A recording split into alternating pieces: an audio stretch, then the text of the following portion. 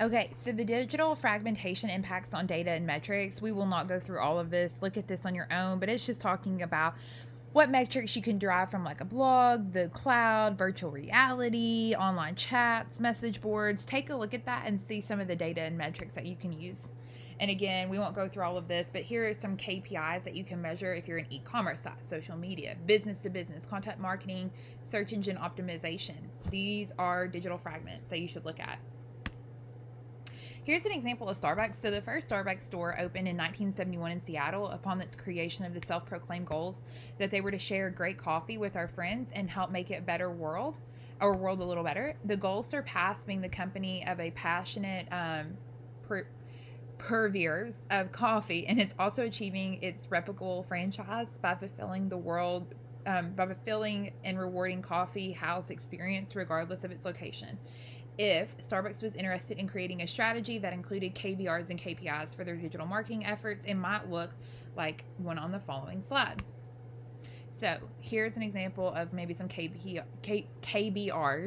to increase brand awareness. And these are the KPIs that they would do that: unique visitors, click path, page count, page depth, organic search keywords, increasing the rewards cards. How are you going to do that? How can you measure that? Growing your mailing list. How can you do that? See what's your mail rate. So these are some examples for Starbucks examples. Comparing site-wide and out-of-box versus report-specific metrics, so configured by the administrators. So site-wide metrics might be like page views and visits, or a session, or visitors. So these are traffic metrics outside of the box versus report-specific. So like, what is the page that they were on? How much time did they spend on this page? And other little ones too. And here's a conversion metric. So like revenue, orders, shopping, that might be site wide versus what the administrator wants to see. Okay, well, what products did they view when they ordered? Or how many products did they view when they ordered it? Did they create more conversions than just an order? Web analytics correlation filters. So correlation, so the definition would be to break down traffic reports by other traffic reports to show page view distribution. And some of the reports might be page, site sections, custom traffic. Versus the subrelation conversions, this is to break down conversion reports by other conversion reports to show successive events. So this report might be products, campaigns that are doing well, custom conversion events. These are the sub-related conversions that correlate to what you're wanting. Metrics that can be defined via movements or destinations. We will not go through all of this. You can look at this on your own time, but it's kind of like the activity, like the page view, and what is the milestone or the conversion that's being hit. So like, is something being purchased, ordered? Are you signing up for an email? Are you wanting to know when it's going to be back in stock? So the activities show something happening, but they cannot provide an outcome.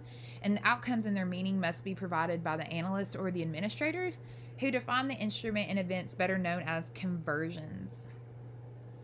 So in Adobe Analytics, which we will not use because it's very expensive, some of the props that are used, they're used to track the page by page site activity in Adobe Analytics. They are not persistent between pages of a website.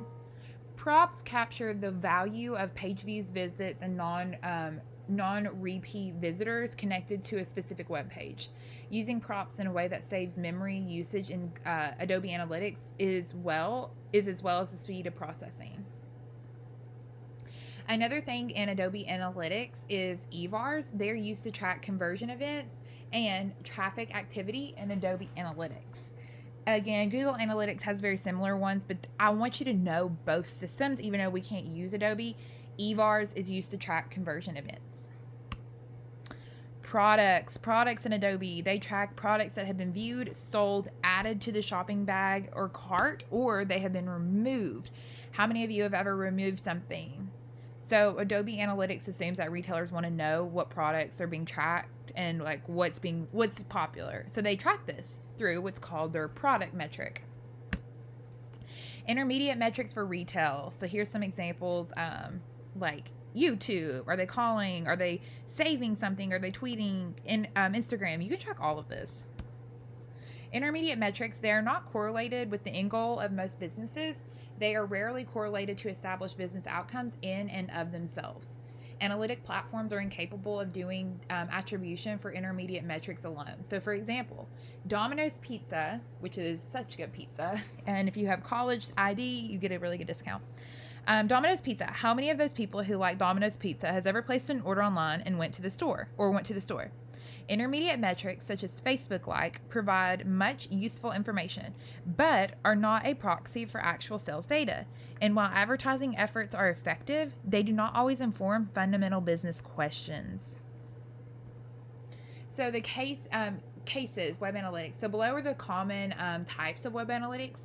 You have to, one of the things you can do is collect visitor data to owned media sites and better understand customers or potential customers.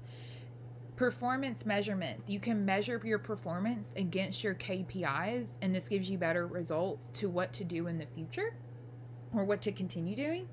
Marketing optimization. This measures and understands through analysis how campaigns are performing and improving the performance by making changes based on data obtained.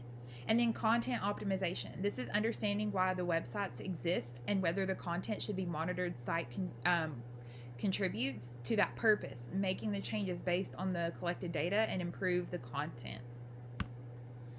Designing some workable key performance indicators. There is an art to developing useful KPIs, and one approach is to define the business problem. What's the main issue happening in your organization? What do you want to fix? Choose a single KPI, at least one, designated to the stakeholder, and a designated KPI that would be useful to the stakeholder. Then define 3 to 4 processes associated with the matter around the KPI, but don't be very specific at this point. Define a statistical measure that would be linked to each of the processes related to the KPI by instrumenting an indicator, that is, setting thresholds with a high or low action of the process. It becomes possible to place the KPI in the dashboard and act on it. In a nutshell, they connect each business process with the data source and it will inform it. Then you need to define the metric algorithm for the KPI as a formula when you can, and then define the procedure and conduct and measure the KPI. If you don't conduct and measure it, what was the point of tracking it in the first place? To help with your business problem. So one example from college BNN and the Starbucks cafe, the stakeholder is the undergraduate student who works at a cafe at a college. The problem is it's decreasing Y-to-Y sales. So, hypothesis, problem is impacted by the long lines. So, baristas or the employees seem not to care. And the issue with paying, training, rude attitudes, being feeling like they don't really belong. So that is the problem. So the how to track analytics and the user web data. The internet data is primarily gathered through web servers, file logs, and JavaScript tags, which we talked about a little bit in the previous chapters. Most platforms that use JavaScript methods because it requires less overhead, it's not as expensive, and it's considered superior than most other situations. Not all, but most. JavaScript Web Beacon. This is tracking with the most web analytic platforms. You don't have to know this, but this is just kind of an example of what JavaScript would look like, how it takes your web analytics and how it gets reported back. Advantages of tracking JavaScript. They reduce your infrastructure cost. They are superior tracking to most other tracking systems that use third-party data. They have extensibility in web analytics implementations, and analytics providers like Google have enormous swath of human tracking elements in the websites. The drawbacks to using JavaScript tracking. Analytics tracking is improperly implemented and not always recoverable once the analytics has been created with the reports of the raw data. Some visitor behavioral activities like downloading flash files, shockwaves, mouse hovering movements on a website are being measured using web analytics are not normally trackable by default configurations on all platforms. So you have to go in there and do it. If you forget, it's not going to be tracked. And then, however, web analytics can virtually track all web visitors and activity on a website, but it takes significant cost and time, effort, and business expense. The digital analytics maturity model. So, phase 1 is for the strategic consulting to establish the right framework for an organization The second step is a basic training on how the analytics platform is to run and refine a report. The third phase would be to use advanced consulting to customize analytic measurements to very specific needs of the client. Fourth phase, visitor intelligence to connect the dots and make sense of the collected data for further business goals. Fifth phase, integrating and converging data collection and reporting, which is very hard to do, expensive, and time consuming. This is really hard, the digital analytics maturity model, but it's very beneficial. And if you can do it, again, lots of money. You can actually open like consulting firms using just this model. So, phase one, these are the phase one, phase two, and phase three. They're very successful when you develop them, and they're useful in implementing, but you can't scale them, and it's hard to combine the information easily without the other data on hand, which is why you implement phase 4 and 5. Stages 4 and 5 require significant commitment to the business alignment, along with the necessary resources for instruments to implement the business technology and alignment. Consequently, few organizations are receiving the full benefit of their analytics investment because they skip phase 4 and 5. So why are we learning these big mistakes? Well, there's no way to do anything perfect in implementation of web analytics. And we do not know what we don't know. We also set implementations up, but we will always need to tune it up, update it, and from time to time, just re-look over everything to make sure we're not making these mistakes over and over. Analytics should be driven by needs of stakeholders. So stakeholders are not shareholders. They are everyone within a business.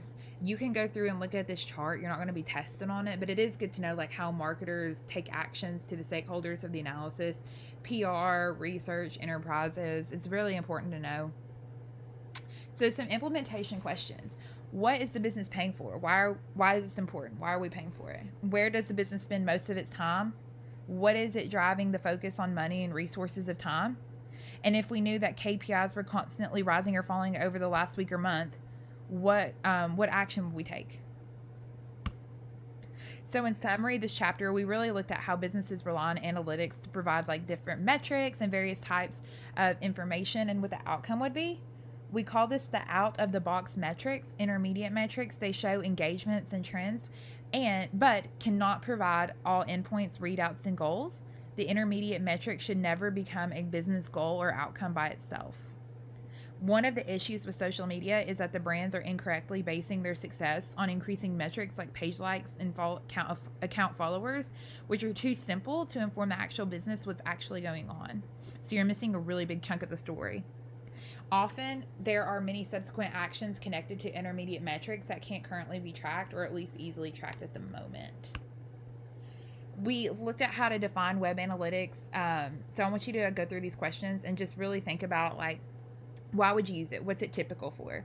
What is it non-typical for when you're thinking of applications? So try to go through this PowerPoint one more time and think of it. Then, what do you what do you do with the terms KBR and KPI? What do they stand for? Who defines them? What are you defining? So go through that, compare them, think of a couple of scenarios that might be helpful for you to understand better. And then what is a calculated metric? Does Google Analytics allow calculated metrics? What about Adobe Analytics? How do they enable their users to create calculated metrics? So that is the end of the slideshow. If you all have any questions at all, please feel free to reach out to me at any point. I love talking about this, and I'd be happy to do a one-on-one Zoom time with you. Other than that, I will talk to you soon.